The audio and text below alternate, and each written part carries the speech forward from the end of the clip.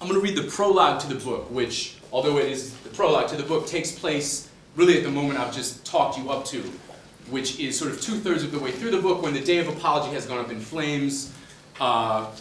Macon sort of fails to seize responsibility for what has happened, and rather than trying to calm things down, has decided that his beliefs were misplaced, the disaster was inevitable, it's his fault, but he doesn't care. What he's going to do is flee the city, put all of this behind him, and attempt to kind of reinvent himself as a typical oblivious white dude. And so he jumps on a bus bound for the Deep South, and the prologue, unlike the rest of the book, is in his own voice. The book itself is in third person. The prologue is in first person in Macon's voice. So it's sort of his interior monologue, or somebody called it his interior freestyle, which we could go with too. So the prologue is called Letter from a Birmingham Bus. I'm here to tell the white man in the mirror the truth right to his face. I have seen the enemy, and he is me. No competition, I battle myself. I'm making everyday tournay, a white nigger in the universe, to paraphrase both Leroy Jones, whose middle name I share or did before he changed his, and the Aryan nation vis-a-vis yours truly, with whom I share nothing but zero melanin and politics unacceptable to mainstream America. Or so I thought. Like Malcolm, I expect to be dead before I see these words in print. Nah, let me stop bullshitting. That's a lie. I'm broadcasting live and direct from the getaway ride as the scene of the crime fades away into the speckled past and credits roll. I want to send this next one out to myself. Special dedication to the one I love to hate. And I want to give a big shout out to the universe and New York City for believing in me when I'd stopped believing in myself. This award is for the little people. I want to thank everybody who made me as bad as I could be, who boosted me until my noggin thumped against the glass ceiling of white people's ability to give a fuck. I bled myself halfway to death trying to break on through and never made it, but I don't give a fuck. I did my time and now I know what I am, and knowing is half the battle. What did the scorpion say to the frog as they both sink? I told you I was a scorpion, motherfucker. Except that white folks aren't drowning and black folks never agreed to give us a lift across the pond in the first place. Maybe on some spiritual Thurgood Marshall, this system hurts us all level we're drowning, but most of us don't seem to have noticed. And luckily we can afford the best in psychiatric care, antidepressants, and religion, should we begin to feel the water lapping at our ankles. So I'm a scorpion. Let me come to terms with it and get my scuttle down, because I done wasted years already trying to flap my non-existent wings. Let me ease on back into the seat of privilege and lap the luxury out of some more complimentary drinks. Let me guzzle 666 mind erasers and stop trying to be the exception to the rule. The face that wasn't in jailbird Malcolm's memory when the wise old Muslim inmate asked him if a white person had ever treated him right. Shit, if that face had existed, maybe Malcolm never would have, and then where would we be? I'm glad it wasn't me. I couldn't live with that. Funny how easy it all falls away. How natural that scuttle feels despite all the time and energy I've spent fighting with microphones and spray cans and brothers in arms, not to mention the guns around which my recent battles have revolved. And all for nothing.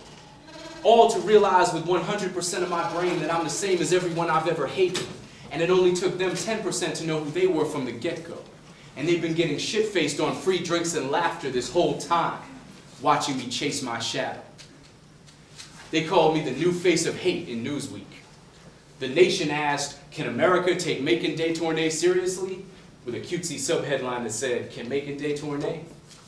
The New York Post, with customary good taste and restraint, screamed Ivy League race traitor and called me the city's most controversial criminal since Bernard Getz. Against my better judgment, I even posed for the cover of the Village Voice as the new black leader. I kept waiting for somebody to call me the white Bigger Thomas, but nobody had the nutsack, even though it's a pretty obvious parallel, what with Bigger being a chauffeur and me a cabbie. I talked a lot more shit than Bigger ever did, though. And I did what I did on purpose. And I got away. The big question, I guess, is how I got here. Not just on this bus stirring up dust across the Bible Belt, but on this vibe. How I became what I am, or was. The poster boy for an imaginary 1950s propaganda film entitled Negro Madness. The bone-chilling story of how a nice kid from the suburb got so blackly twisted, revolutionary, niggerfied, that he renounced his race and became one of them. It's an impossible question. How did you become who you are? I've scrolled back through my memory as far as it'll go, looking for some embryonic moment of divergence, some split from the growth pattern of my genotype, but I can't find one. It would be nice if there was some simple answer, some creation myth. When I was 12, I watched Eyes on the Prize 24 hours a day for 17 straight weeks, and I've been pro-black ever since. Or I ate a special soup made from Eldridge Cleaver's boiled hypothalamus and presto chamber. Or in a secret drum ceremony in Ghana, I learned to channel the spirits of the tribal elders. Or my daddy was a trumpet player who toured the Southern Chitlin Circuit back in '63 and passed for an albino brother. But there's not. My parents are standard issue white liberals, just as puzzled as anybody. And like I said in damn near every one of those interviews, as far as I'm concerned, the question is not how I got this way, but how the rest of y'all did it. And I'm out.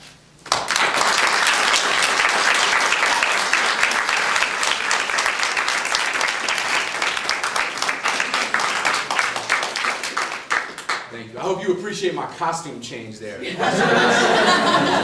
That's that real theatrical shit, you know? You know, that's Macon's voice. The book itself, as I said, is not really in that voice. In some ways, that's the most serious part of the book. The rest of it is in third person. It's much more freewheeling and satirical. But, you know, Macon and I share a certain kind of geographic history, a certain kind of political and even aesthetic history. As I mentioned, he grew up listening to this overtly political hip-hop, as did I. And he also grew up, I think, significantly in a hip-hop moment that was far different than the one that we're occupying today, particularly where race is concerned. Macon is coming up at a time when white participation in hip-hop is anomalous, unusual, when to be the white kid at the hip-hop party is to stand out, is to be the only one, is probably to be approached and asked what it is you're doing there. And not only that, he's doing it at a time when that is exactly what he wants to happen. His participation is an extension of his desire to semantically divorce himself from this notion of privilege, historical, legal, social, judicial privilege that white Americans carry with us.